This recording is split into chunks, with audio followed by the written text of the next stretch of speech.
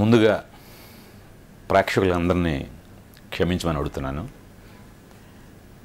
ఈ సెప్టెంబర్ 4వ తేదీన రుద్రమదేవిని మేము ముందుకు తీసుకురావడానికి శాయశక్తులా ప్రయత్నించాం.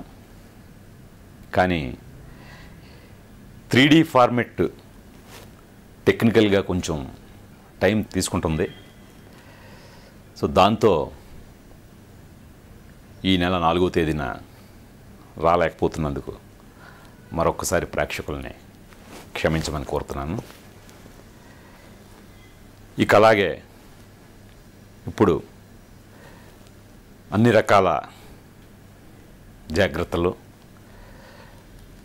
అన్ని రకాలుగా సిద్ధపడి ఇప్పుడు రుద్రమదేవిని భారతదేశం అంతటా మాత్రమే కాకుండా ప్రపంచవ్యాప్తంగా అక్టోబర్ 9వ తేదీన తీసుకురావడానికి సంకల్పించాం. ఈసారి మాత్రం ఖచ్చితంగా ఎంతో ఆసక్తిగా ఎప్పటి నుంచో ఎదురు చూస్తున్న ప్రేక్షకులందరికీ చెప్తున్నాను, తప్పకుండా అక్టోబర్ 9న రుద్రమదేవి మీ ముందుకు వస్తుంది.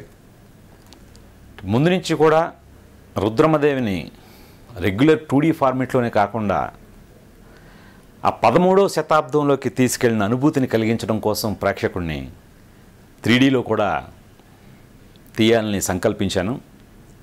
నిజానికి ఇది చాలా వ్యయ ప్రయాసలకు కూడింది. అయినా సరే పట్టువదలని విక్రమార్కుల్లాగా టెక్నికల్గా ఇప్పుడు జనరల్గా ఎనీ కొత్త టెక్నిక్ని తీసుకురావడానికి టీదింగ్ ప్రాబ్లమ్స్ అంటారు. అలాంటివి కానీ ఎన్ని గ్లిచెస్ ఎలాంటి హడిల్స్ అయినా సరే ఎదుర్కొని ఇప్పుడు తుది మెరుగుల దశకు చేరుకున్నాం. అలాగే రుద్రమదేవి తెలుగు, తమిళ్, మలయాళంతో పాటు హిందీలో కూడా అదే రోజున అంటే అక్టోబర్ 9నే మీ ముందుకి వస్తున్నందుకు చాలా ఆనందంగా ఉంది. Reliance entertainment and Abhishek pictures సంయుక్తంగా హిందీని మీ ముందుకు తీసుకొస్తున్నారు.